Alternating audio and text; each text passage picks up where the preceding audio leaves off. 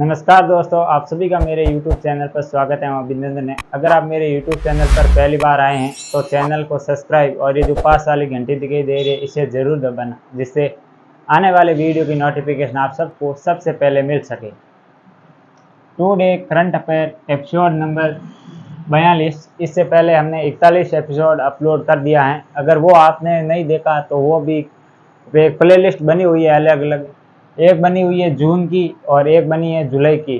तो आप वो प्लेलिस्ट खोल के आप क्रम वाइज सभी वीडियो देख सकते हैं जो कि आप सभी एग्ज़ाम के लिए इम्पोर्टेंट है। जैसे कि राजस्थान में आरएस, जूनियर अकाउंटेंट और कांस्टेबल इत्यादि वैकेंसी आ रखी है। और इसके अलावा इंडिया लेवल पर एसएससी की ओर से दिल्ली पुलिस कांस्टेबल की भी जल्दी वैकेंसी की घोषणा हो चुकी है। अगले मंथ फॉर्म स्टार्ट होने वाले हैं। तो लगातार आप मेरे साथ बने रहे और अपना करंट अफेयर प्लस स्टैटिक मेरे साथ जो मैं पढ़ाता हूँ वो पढ़ते रहे, तो आपका एग्ज़ाम ज़रूर फाइट होगा। इस क्लास में हम प्रतिदिन आपको विश्व, भारत और राजस्थान करंट अफेयर संबंधित बात करते हैं। इसके अलावा इनके एनी फैक्ट भी बताते हैं जो कि आप सभी एग्ज़ाम के लिए इम्पोर्टेंट है। आज का पहला प्रश्न है, कृत्रिम बुद्धिमत्ता आधारित नई भाषा मॉडल जिसका नाम है लामा 2 को लॉन्च की घोषणा किसने की है? हाल ही में घोषणा हुई है कि कृत्रिम बुद्धि जिसे कहते हैं एआई, आर्टिफिशियल इंटेलिजेंस का अब ज़माना आ रहा है। तो उसी के अकॉर्डिंग जो भी बड़ी बड़ी कंपनियां हैं वो अपना नया नया नवाचार इस पर करने जा रही हैं। तो इसी क्रम के आधार पर जैसे भाषा मॉडल का लामा 2 को लॉन्च करने की किसने घोषणा की है? ऑप्शन ए है मेटा, ऑप्शन बी है गूगल और ऑप्शन सी है अमेजन और ऑप्शन डी है रिलायंस। तो इसका जो राइट आंसर होगा वो होगा ऑप्शन नंबर ए मेटा, जो कि किसका नया नाम है? फेसबुक का नया नाम है। फेसबुक का ही नया नाम है मेटा। और इन्होंने हाल ही में गूगल का एआई आर्टिफिशियल इंटेलिजेंट आधारित मॉडल कौन सा था? तो उसका नाम था बार्ट। और माइक्रोसॉफ्ट का था वो गूगल का बार्ट। और ओपन एआई का चैट जीपीटी। ये दोनों को काउंटर करने के लिए मेटा द्वारा लामा 2 को लॉन्च किया है या लॉन्च करने की घोषणा की है। जैसे इसके अलावा मनी फैक्ट भी देख लेते हैं। ओपन एआई का नाम क्या है? ओपन एआई द्वारा लॉन्च किया गया हाल ही में कृत्रिम बुद्धिमत्ता कौन सा था? तो ये था जीपीटी चैट। और गूगल का एआई कौन सा था? तो ये था बार्ट। और हाल ही में ट्रस्ट ऐप किसके द्वारा लॉन्च किया गया था? तो ये किया गया मेटा द्वारा लॉन्च किया गया था। और लिसा, आपने नाम तो सुना ही होगा लिसा का, जो हाल ही में मैंने करंट अफेयर में भी यहाँ पर क्वेश्चन डाल के आपको बताया था। तो ये लिसा है, वो है उड़ीसा के क्षेत्रीय भाषा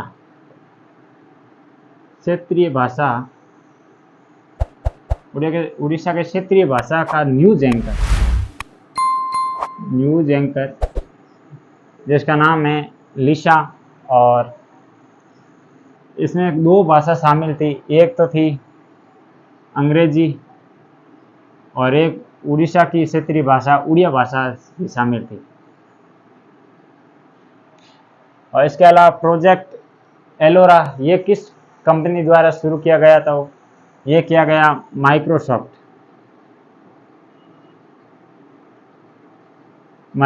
कंपनी द्वारा प्रोजेक्ट एलोरा की शुरुआत की गई। और इसके अलावा हिंदी दिवस कब मनाया जाता है? इधर से हम मिटा लेते क्योंकि इधर वाले अब क्वेश्चन इधर लिखेंगे तो इधर से हम समझेंगे। इधर लिखे हिंदी दिवस कब मनाया जाता है प्रतिवर्ष? तो ये मनाया जाता है 14 सितंबर को। क्यों मनाया जाता है हिंदी दिवस 14 सितंबर को? तो हिंदी दिवस 14 सितंबर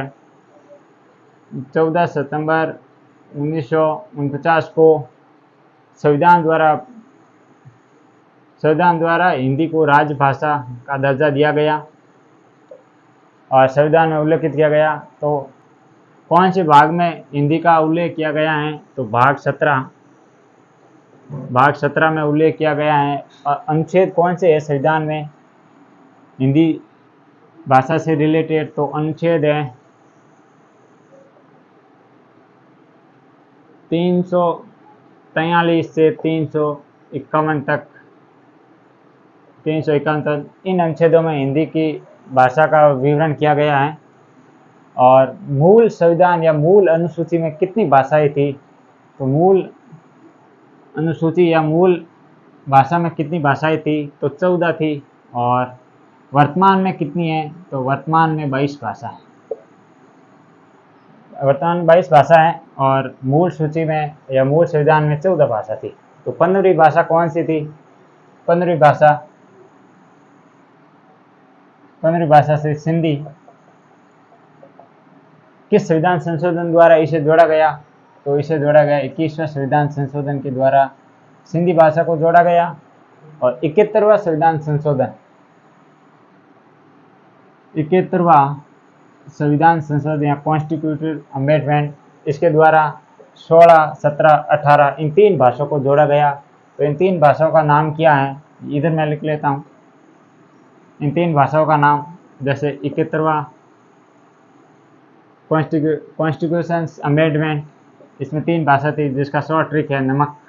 आप इस शॉर्ट ट्रिक से याद रख सकते हैं कि कौन कौन सी थी। नमक में ने का मतलब है नेपाली, मैं मतलब मणिपुरी, और के मक कन्नड़।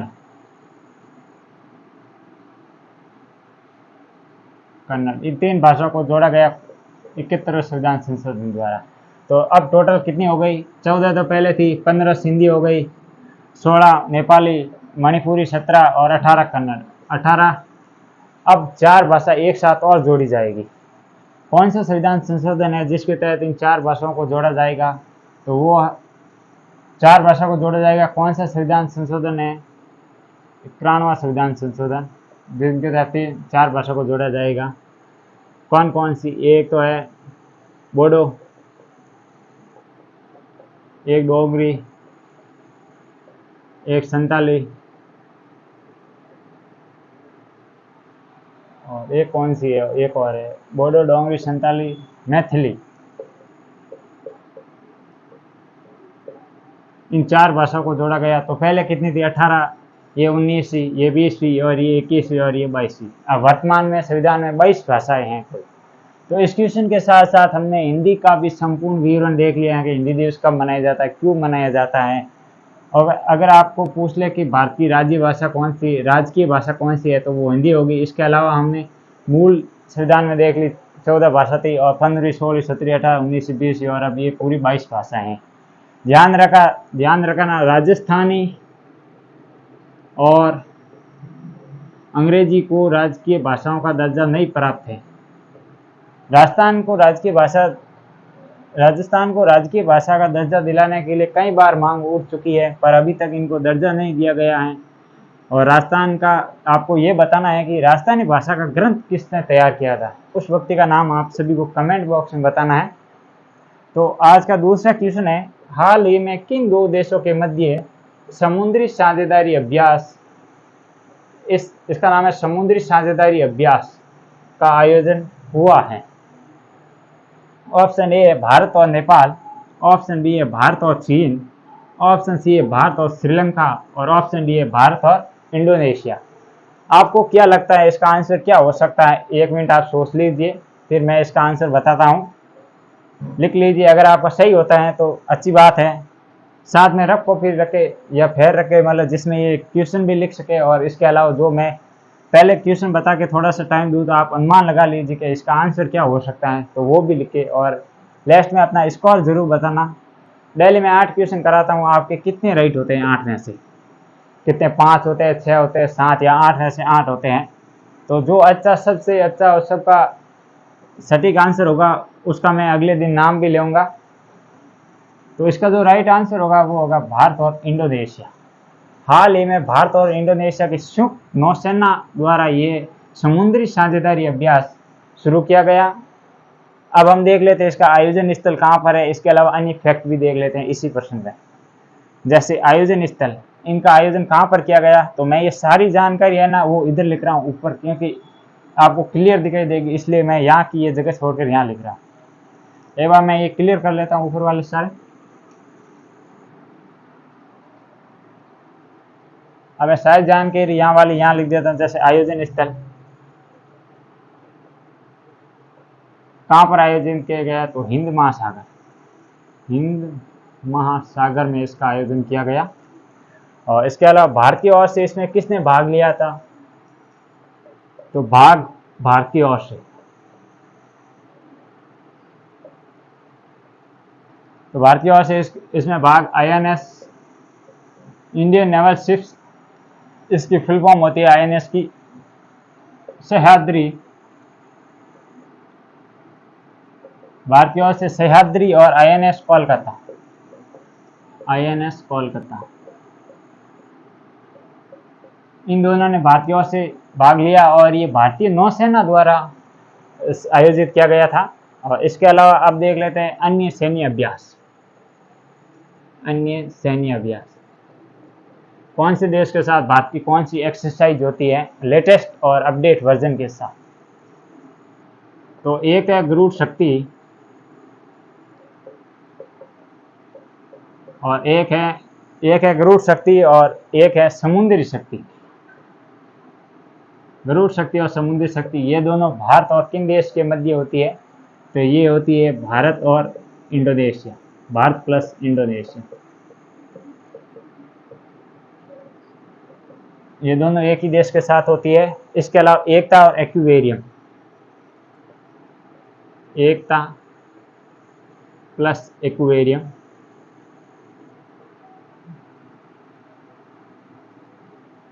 एकता और एक्वेरियम ये एक ही नाम है, अलग अलग है पर एक ही देश के साथ होती है, तो ये होती है भारत और मालदीव।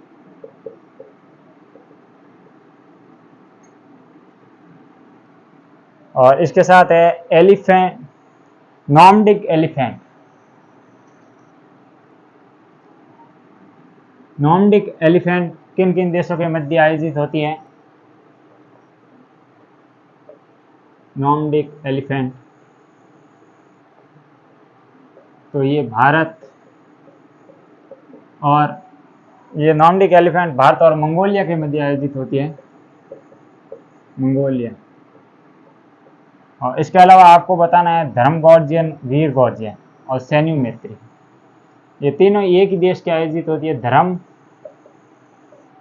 गॉर्जियन, वीर गॉर्जियन और एक है सैन्यू मैत्री। आपको क्या लग रहा है इसका आंसर क्या हो सकता है, एक बार आप सोच लीजिए। और तो ये है भारत और प्लस जापान के मध्य आयोजित की जाती है ये एक्सरसाइज तीनों ही, धर्म गॉर्जियन, वीर गॉर्जियन और सैन्यू मैत्री। और अब है एयर डिफेंडर अभ्यास, ये बहुत इंपॉर्टेंट है आप सभी के लिए, बाकी याद रहे ना रहे ये जरूर याद रखना है एयर डिफेंडर, क्योंकि इसमें लेटेस्ट हाल ही में हुआ है। इसके साथ जिस देश में इसका आयोजन किया गया वो देश उस संस्था में शामिल भी अभी हुआ है, तो ये इंपॉर्टेंट बन जाता है आपके एग्जाम की दृष्टि से। एयर डिफेंडर तो ये किसके मध्य आयोजित किया गया, तो ये प्रमुख तो एक नाटो है, इनका है NATA नाटो का है, पर इसका आयोजन स्थल है ना, आयोजन स्थल वो कहाँ पर है, आयोजन स्थल है फिनलैंड, आयोजन स्थल फिनलैंड है। और फिनलैंड कहाँ पर है या फिनलैंड किस संगठन में शामिल हुआ, तो नाटो में शामिल होने वाला 31वां देश फिनलैंड, तो इसलिए ये एयर डिफेंडर भी इंपॉर्टेंट हो जाता है। और इसके अलावा इंडोनेशिया के प्रमुख द्वीप कौन कौन से हैं, अब इंडोनेशिया की पूरी जानकारी निकाल लेते हैं कि कौन कौन से। इतना टाइम लग रहा है क्योंकि ये क्वेश्चन इंपॉर्टेंट है, इसलिए मैं इसको इतना टाइम दे रहा हूँ इसमें। इंडोनेशिया की द्वीप कौन कौन से है एक बार सीधे लिख लेते हैं द्वीप, एक है जावा, सुमात्रा और बोर्नियो, ये 3 द्वीप है इंडोनेशिया में स्थित हैं। और जावा द्वीप पर इंडोनेशिया की राजधानी जकार्ता। इंडोनेशिया की राजधानी जकार्ता है जावा द्वीप पर, जिसे अब स्थानांतरित करके बोर्नियो द्वीप है इस पर स्थानांतरित की जाएगी और इसका नया नाम होगा नूसंतारा। ये इंडोनेशिया की नई राजधानी होगी, क्योंकि इसमें जलमग्न हो रहा है और जल स्तर बढ़ने के कारण अब ये राजधानी परिवर्तन कर रहा है, तो धीरे धीरे इस द्वीप पर ले जा रहा है और इसका नया नाम होगा नूसंतारा। ध्यान रखना ये भी। और इसके अलावा राष्ट्रपति कौन है इंडोनेशिया के? तो Joko Widodo. Joko Widodo Joko Widodo. इसके अलावा जकार्ता में आपको ये बताना है किस संगठन का मुख्यालय जकार्ता में स्थित है, ये भी आप सभी को कमेंट बॉक्स में बताना है। और जो जो मैं बता रहा हूँ वो कमेंट बॉक्स में आप छापिए, आप ही के लिए अच्छा होगा, क्योंकि जितना आप लिखेंगे उतना आपके लिए फायदेमंद होगा और लंबे समय तक याद रहेगा। इसलिए मैं भी ये लिखे हुए हैं, फिर भी मैं वापस इधर लिख रहा हूँ, क्योंकि मुझे भी याद हो जाएंगे साथ साथ में, तो आपको भी याद होने के लिए आप रफ कॉपी में लिखते रहे और जो बोल रहा हूँ कमेंट बॉक्स में वो ज़रूर छापे। तो आपको ये बताना है कि मैंने बता दिया कि जकार्ता में किन का मुख्यालय, किस एक जो संगठन है उसका मुख्यालय स्थित है। इसके अलावा युद्धाभ्यास ये किस देश का है या कि भारत और किन देश के मध्य आयोजित होता है? तो यूएसए के मध्य। और साइक्लोन फेस्ट ध्यान रखना, ये साइक्लोन फेस्ट बहुत इंपॉर्टेंट है राजस्थान के एग्जामों के लिए भी और इंडिया लेवल के एग्जाम के लिए। और ये पहली बार आयोजित किया गया, कहाँ पर किया गया? तो जैसलमेर राजस्थान में इसका आयोजन किया गया और भारत और मिस्र के मध्य आयोजित हुआ, भारत प्लस मिस्र। नील नदी का वरदान मिस्र को कहते हैं, इजिप्ट कहते हैं। और इसके अलावा भारत और चीन के मध्य कौन सा एक सैन्य अभ्यास होता है? तो हैंड इन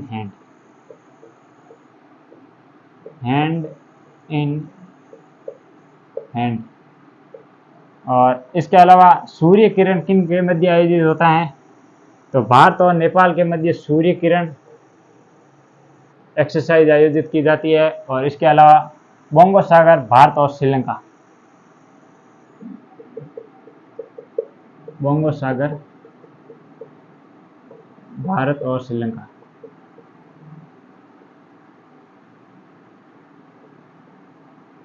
ना, बोंगो सागर भारत और बांग्लादेश होगा। तो ये क्वेश्चन में हमने इतनी जानकारी इकट्ठी की है। आज का तीसरा प्रश्न है, 9वें फीफा महिला फुटबॉल विश्व कप 2023 कौन सा? 9वां फीफा महिला फुटबॉल विश्व कप 2023 का आयोजन कौन से देश में होगा या मेजबान देश कौन सा है?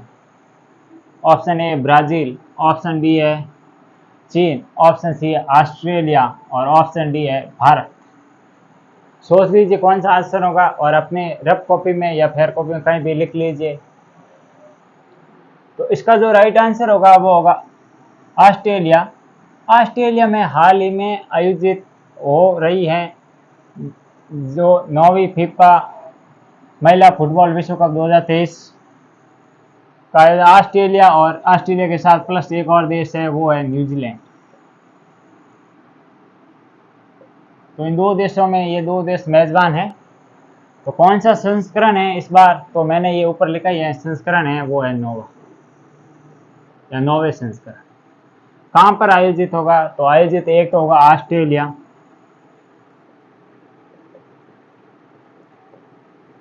ऑस्ट्रेलिया और एक प्लस ऑस्ट्रेलिया के साथ न्यूजीलैंड। ऑस्ट्रेलिया और न्यूजीलैंड।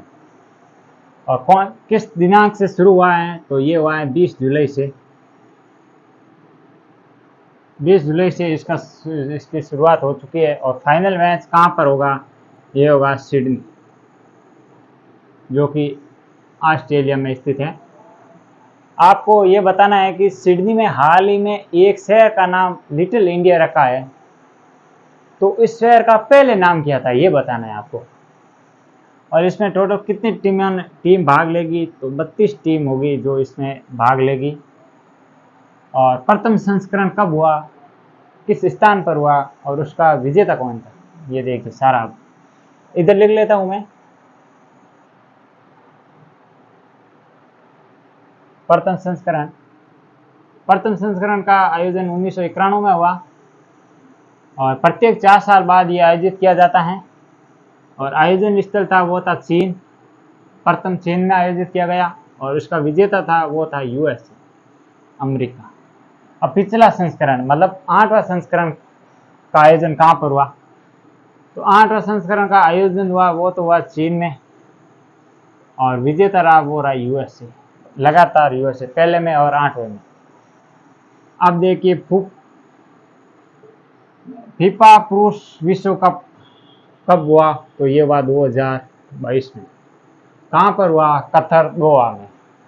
कौन सा संस्करण था, तो 2022, जो इसमें 2 अंक लास्ट में डिजिट आ रहे हैं वही उसका संस्करण था, मान लो 2022 में 22वां संस्करण था, ये ट्रिक है। और इसका शुभंकर क्या था, 22वां फीफा पुरुष विश्व कप का शुभंकर था क्या, लाइव ये शुभंकर था। और इसके अलावा विजेता देश कौन सा रहा, इधर लिख लेते हैं वापस, विजेता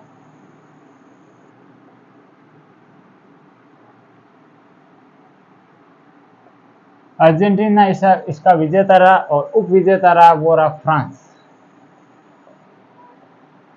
बहुत इंपॉर्टेंट है, ध्यान रखना है ये भी। और गोल्डन बूट और गोल्डन बॉल का अवार्ड किसे मिला, तो ये मिला लियोनेल मेसी को मिला। और गोल्डन बूट का अवार्ड किसे मिला, तो ये मिला एम्बापे। मैं ये लिख देता हूँ एम्बापे। ये तो थे फ्रांस की टीम के मतलब एक तरह प्लेयर थे और लियोनेल मेसी ये थे अर्जेंटीना टीम के कप्तान। और अब बताना है आपको संतोष ट्रॉफी का संबंध किस खेल से है, तो संतोष ट्रॉफी का संबंध है वो है फुटबॉल से। इसके अलावा फुटबॉल की ट्रॉफी एक और है जिसका नाम है डूरेंट कप। संतोष ट्रॉफी का विजेता को इसका 2022 में इसका आयोजन किया गया, तो विजेता कौन था, कर्नाटक। तो एक प्रश्न में इसके साथ साथ ये भी जानकारी, ये फीफा वाली ध्यान रखना इंपॉर्टेंट है। आज का चौथा प्रश्न है, हाल ही में पर्यावरण समाधान श्रेणी में अंतर्राष्ट्रीय एमी पुरस्कार किसे प्रदान किया जाएगा। ऑप्शन ए है थलामपेल प्रदीप, ऑप्शन बी है यू हुआंगांग। ये ऐसा नाम है, आप ये बता सकते हो ये किस देश का नाम हो सकता है, नाम देखकर इस देश की शक्ल दिखाई दे रही है। राजेश कुमार ऑप्शन सी है और ऑप्शन डी है प्रदीप मिश्रा। इसका जो राइट आंसर होगा वो होगा ऑप्शन नंबर ए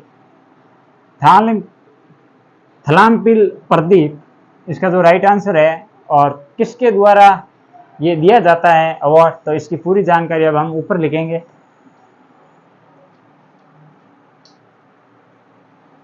तो देने वाली संस्था कौन है इस अवार्ड को, तो ये है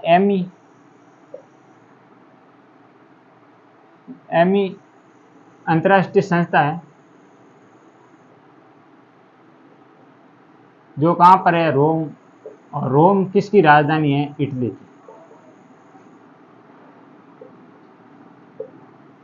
एमी संस्था द्वारा ये पुरस्कार दिया जाता है प्रतिवर्ष। और जो ये थलामपिल प्रदीप है ये आईआईटी मद्रास के केमिस्ट्री विभाग के प्रोफेसर है, याद रखना आईआईटी मद्रास। इस पुरस्कार की शुरुआत कब की गई, तो इसकी शुरुआत की गई थी 2003। ध्यान रखना पुरस्कार की शुरुआत 2003 से की गई है।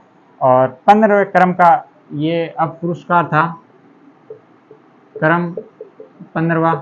क्रम कोई जरूर नहीं, याद रखो या ना रखो। और 14 क्रम का पुरस्कार किसे मिला, ये इंपॉर्टेंट है, इससे भी वो इंपॉर्टेंट है पिछला वाला।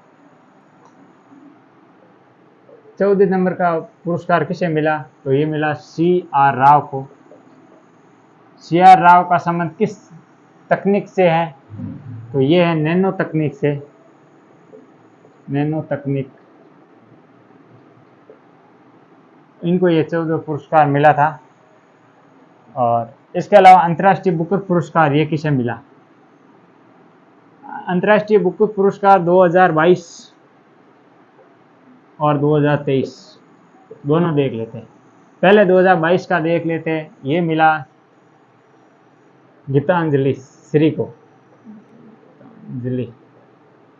गीतांजलि श्री को मिला 2022 का। इनकी पुस्तक का नाम था रेत की समाधि, रेत की समाधि। और इसका जो अंग्रेजी में ट्रांसलेशन किया, Tom of sand, Tom of sand. उस राइटर का आपको नाम बताना है कि अंग्रेजी में इसका अनुवाद किसने किया था। और इसके अलावा आप 2023 का अवार्ड अंतर्राष्ट्रीय बुक पुरस्कार किसे दिया गया, तो ये आप सभी को बताना है कि अंतर्राष्ट्रीय बुक पुरस्कार किसे दिया गया। तो ये दिया गया जॉर्जिया गोस्पिडो, जॉर्जिया गोस्पिडो, ध्यान रखना। और इसके अलावा ग्रैमी अवार्ड प्राप्त करने वाले एशिया की एकमात्र व्यक्ति जिसे ये ग्रैमी अवार्ड 3 बार दिया गया, तो वो है रिकी केज। रिकी केज को ये अवार्ड 3 बार दिया है। और इसके अलावा IIT मद्रास द्वारा हाल ही में विदेशी कैंप किस देश में खोला गया, तो ये खोला गया जंजीबार, जंजीबार जो कहाँ पर है, तंजानिया। ये भी मैंने आपको बोर्ड पर क्वेश्चन ये कराया था। इसके अलावा नवीनतम महारत्न कंपनी कौन सी है, तो भारत में कुल 12 महारत्न कंपनियां हैं, इसमें नवीनतम है वो है REC, रूरल इलेक्ट्रिफिकेशन कॉर्पोरेशन। ये नवीनतम महारत्न कंपनी है। महारत्न कंपनी का दर्जा उसे दिया जाता है जिसका साल का टर्नओवर 5 ट्रिलियन से नहीं, साल का टर्नओवर 100 करोड़ से अधिक हो, उसे ये महारत्न कंपनी का दर्जा दिया जाता है। इसके अलावा रोम, क्योंकि ये आयोजन ये है ना जो संस्था रोम में स्थित है, इसलिए रोम में प्रमुख किसका मुख्यालय है, तो FAO, फूड एग्रीकल्चर ऑर्गेनाइजेशन, विश्व खाद्य और कृषि संगठन। रोम किस नदी के किनारे हैं, तो रोम टाब्रो की नदी के किनारे, टाइबर नदी, रोम टाइबर नदी के किनारे है। रोम में किसका मुख्यालय है, तो मैंने ये बता दिया FAO, फूड एग्रीकल्चर ऑर्गेनाइजेशन का। इसके अलावा असम वैभव पुरस्कार ये किसे दिया गया, असम वैभव पुरस्कार मैं इधर लिख देता हूँ। असम वैभव पुरस्कार डॉक्टर तपन डेंगिया को दिया गया, डॉक्टर तपन डेंगिया। इसके अलावा नंबर 1 पुलिस थाना ये कौन सा है, तो ये है अस्का पुलिस थाना जो कि उड़ीसा में है। कौन सा है, अस्का पुलिस स्टेशन, पुलिस थाना जो कहाँ पर है, उड़ीसा। मिस यूनिवर्स कौन बनी है 2023 की, तो मिस यूनिवर्स 2023 कौन है, तो बॉनी गैब्रियल। आपको सिर्फ इतना याद रखना, बॉनी ये आएगा तो आप कर लेना, इतना याद रख लो, Miss Universe 2023 Bonnie. Golden class award ये किसे दिया गया, तो ये आप सभी को कमेंट बॉक्स में बताना है कि गोल्डन क्लास अवार्ड किसे दिया गया। तो हमने इस क्वेश्चन में डिटेल से इसे सॉल्यूशन किया है, इसका पूरा निचोड़ निकाला है। इसके अलावा जो ये तीसरा क्वेश्चन था इसका भी निकाला है। तो आपको ये क्लास कैसी लग रही है आप मुझे बताना। तो 5वां प्रश्न है वो है राजस्थान करंट अफेयर से संबंधित। इससे पहले जो 4 क्वेश्चन थे उस पर हमने विश्व और भारत, इसके 4 क्वेश्चन पर डिस्कशन कर लिया फुल, और इसके साथ एडवांस फैक्ट भी बता दिया। अब मैं आपको बताने वाला हूँ राजस्थान करंट अफेयर से संबंधित, और इसके अलावा जो इनके फैक्ट होंगे वो भी बताने वाला हूँ। इसलिए ये वीडियो आपके लिए इम्पोर्टेंट है, क्योंकि इसमें हम तीनों ही कवर कर रहे हैं साथ साथ में, तो अलग अलग वीडियो देखने की आपको ज़रूरत नहीं है, सिर्फ एक वीडियो में आपका काम हो जाएगा। तो आज का 5वां प्रश्न है, महाराणा प्रताप कृषि एवं प्रौद्योगिक विश्वविद्यालय में किसके सहयोग से रेगुलर लर्निंग सपोर्ट सेंटर की स्थापना की जाएगी? ऑप्शन ए है इग्नू नई दिल्ली, ऑप्शन बी है DU नई दिल्ली, ऑप्शन सी है IIT जोधपुर, और ऑप्शन डी है JNU जोधपुर। तो इसका जो राइट आंसर होगा वो होगा ऑप्शन नंबर ए इग्नू नई दिल्ली। इग्नू नई दिल्ली के सहयोग से महाराणा प्रताप कृषि एवं प्रौद्योगिक विश्वविद्यालय में रेगुलर लर्निंग सपोर्ट सेंटर की स्थापना की जाएगी। इसके अलावा अब हम देख लेते हैं राजस्थान में कौन कौन से विश्वविद्यालय कृषि विश्वविद्यालय हैं और कुल कितने हैं। तो हम देख लेते राजस्थान में कृषि विश्वविद्यालय, राजस्थान में कृषि विश्वविद्यालय इनकी संख्या है 5। नंबर 1 कौन सा है, 1 नंबर पर कौन सा है, तो ये है स्वामी केशवानंद भारती, केशवानंद भारती कृषि विश्वविद्यालय,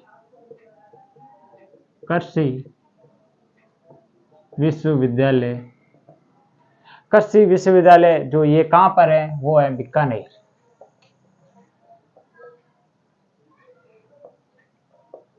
बीकानेर, और ये राजस्थान की पहली कृषि विश्वविद्यालय है, याद रखना, पहली कृषि विश्वविद्यालय है राजस्थान की। और इसके अलावा दूसरी है जो दूसरा है वो है महाराणा प्रताप, महाराणा प्रताप कृषि एवं प्रौद्योगिकी विश्वविद्यालय, विश्वविद्यालय उदयपुर, जो कहाँ पर है, उदयपुर में। और इसी में ये कार्यक्रम शुरू किया जाएगा, किसके द्वारा किया जाएगा, तो ये इग्नू मतलब इंदिरा गांधी राष्ट्रीय कृषि विश्वविद्यालय। तीसरा कौन सा है जो राजस्थान का कृषि विद्यालय, जो तीसरा कौन सा है वो है, इधर लिख लेते हैं, ये 2 हो गए, ऊपर मैं लिख देता हूं वो तीसरा, या नंबर 3 तो यही आ जाएगा, डॉक्टर नरेंद्र कृषि विश्वविद्यालय, कृषि विश्वविद्यालय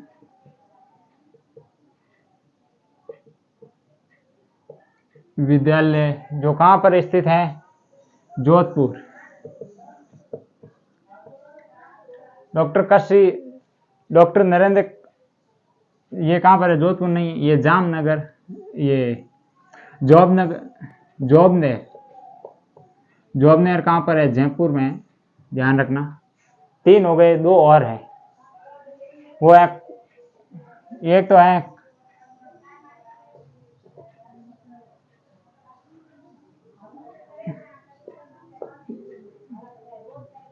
1 2 3, चौथा है जोधपुर कृषि विश्वविद्यालय, जोधपुर कृषि विश्वविद्यालय, और एक है कोटा कृषि विश्वविद्यालय, कोटा कृषि विश्वविद्यालय। और जोधपुर जो कृषि विश्वविद्यालय है ना, इसके द्वारा खुडियाला गांव है, उसे मतलब गोद दिया गया गांव है, उसका विकास किया जा रहा है। खुडियाला गांव को गोद दिया गया है। और इसके अलावा जोधपुर कृषि विश्वविद्यालय की मासिक पत्रिका है, उसका नाम क्या है, तो ये 5 हो गए, मैं यहाँ से ये नाम मिटा देता हूँ एक बार। और यहाँ पर जो एडवांस फैक्ट है वो देखते हैं, जैसे जोधपुर का, तो पत्रिका कौन सी है इसकी, तो इसकी जो मासिक पत्रिका है उसका नाम है मरुद्रा। मरुद्रा इसकी मासिक पत्रिका है। और जोधपुर कृषि विश्वविद्यालय द्वारा डिजिटल लॉकर शुरू किया गया है। तो याद रखना, ये क्वेश्चन इंपॉर्टेंट है। इसके अलावा आज का छठा प्रश्न है, राज्य सरकार द्वारा अंगदान विषय को किस कक्षा के पाठ्यक्रम में शामिल किया जाएगा?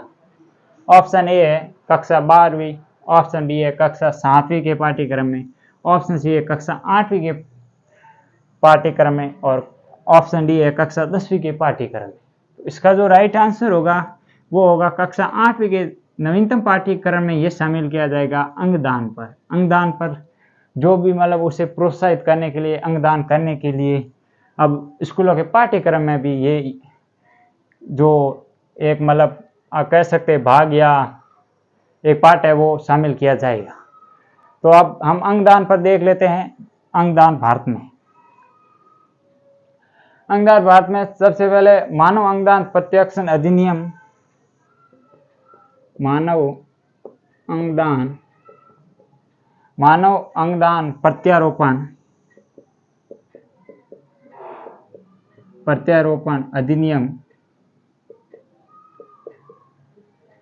प्रत्यारोपण अधिनियम ये कब आया था? ये आया था 1994 1994 में ये अधिनियम आया था भारत में पहली बार, मानव अंगदान प्रत्यारोपण अधिनियम।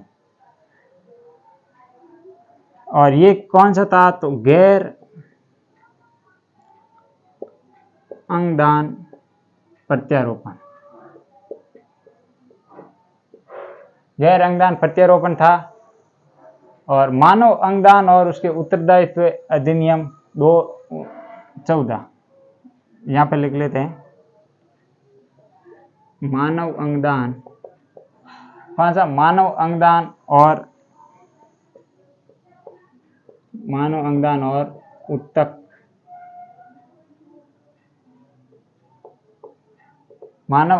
और उत्तक प्रत्यारोपण अधिनियम, उत्तक प्रत्यारोपण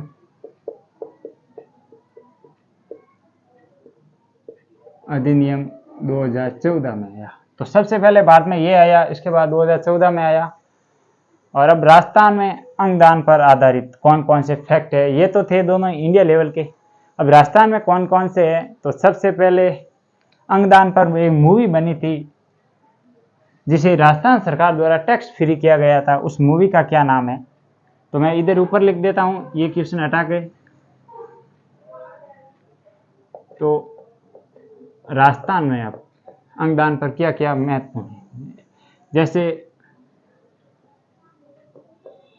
अंगदान पर आधारित मूवी कौन सी थी? जिंदगी ए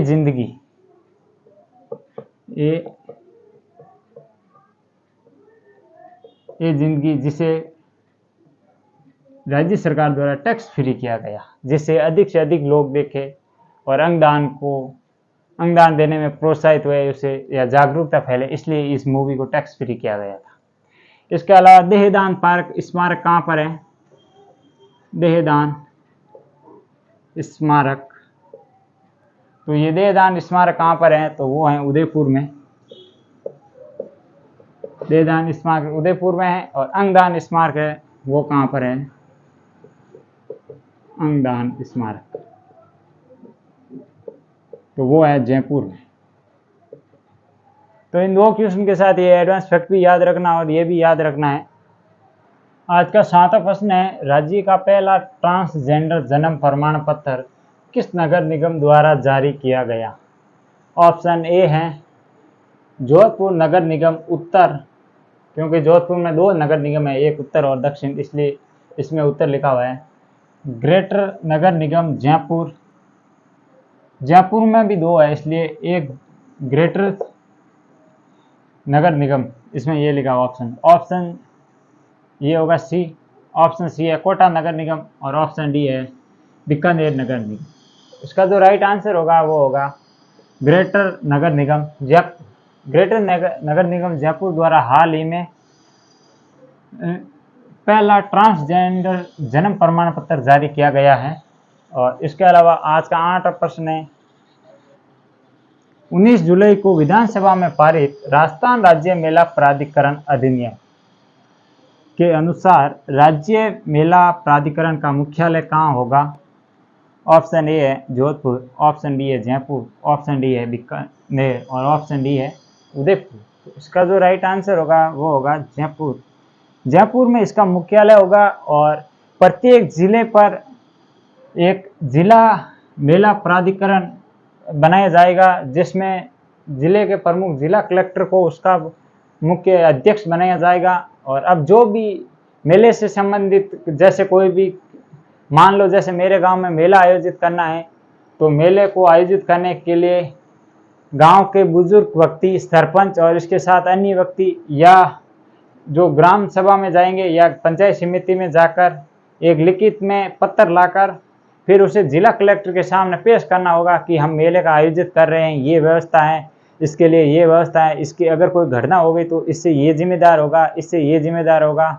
तभी जिला कलेक्टर द्वारा एक आदेश पत्र जारी किया जाएगा और उसी आदेश पत्र के अनुसार फिर मेले का आयोजित किया जाएगा। और ये अधिनियम बहुत अच्छा है, क्योंकि इस अधिनियम में ये भी कहा गया है कि अगर कोई भी मेले में किसी कारणवश किसी की मृत्यु हो जाती है या अन्य कोई भी दुर्घटना हो जाती है, तो इसके जिम्मेदार जो होगा उस पर कड़ी कार्रवाई की जाएगी और 2 वर्ष की जेल, 2 वर्ष की तो उसे जेल होगी और उसके साथ उसे 2 लाख का आर्थिक दंड भी दिया या उस पर लगाया जाएगा।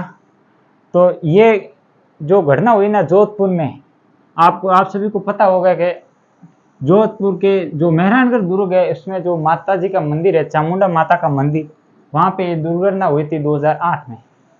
कब हुई थी? 30 सितंबर 2008 को एक आकस्मिक दुर्घटना हो गई जिसमें भगदड़ मच गई, जिसमें 200 से प्लस 200 एग्जैक्ट संख्या मुझे याद नहीं है, फिर भी 250 से ऊपर ही थे। 250 से अधिक लोगों की उसमें भगदड़ में मृत्यु हो गई। और इसकी जांच के लिए एक कमेटी बनाई जिसका नाम था जसराज चोपड़ा कमेटी। जसराज चोपड़ा कमेटी बनाई गई और इस घटना के बाद उस पर विचार किया गया कि इस घटना का मूल कारण क्या है, किसकी लापरवाही रही होगी या प्रशासन ने सही काम नहीं किया होगा या इसके अलावा अन्य कौन सा कारण रहा होगा। तो उसके बाद अब 19 तारीख को जाकर ये विधेयक पारित हुआ है कि राजस्थान राज्य मेला प्राधिकरण अधिनियम 2023 अब से प्रत्येक जो भी मेले का आयोजन किया जाएगा तो उसकी फुल व्यवस्था होगी कि आगे भविष्य में ऐसी घटना नहीं हो, तो इसलिए ये विधेयक पारित किया गया। तो आप सभी को कैसी लगी मेरी ये पूरी कंप्लीट क्लास, आप मुझे कमेंट बॉक्स में ज़रूर बताना और इस वीडियो को ज़्यादा से ज़्यादा शेयर कर दीजिए यूट्यूब पर, ताकि सभी को पता चल जाए कि विश्व, भारत और राजस्थान तीनों करंट अफेयर एक ही वीडियो में कवर हो रहे हैं। तो ज़्यादा से ज़्यादा अपने दोस्तों को शेयर जरूर करना। अपना कीमती समय देने के लिए एक बार फिर से धन्यवाद। Thank you.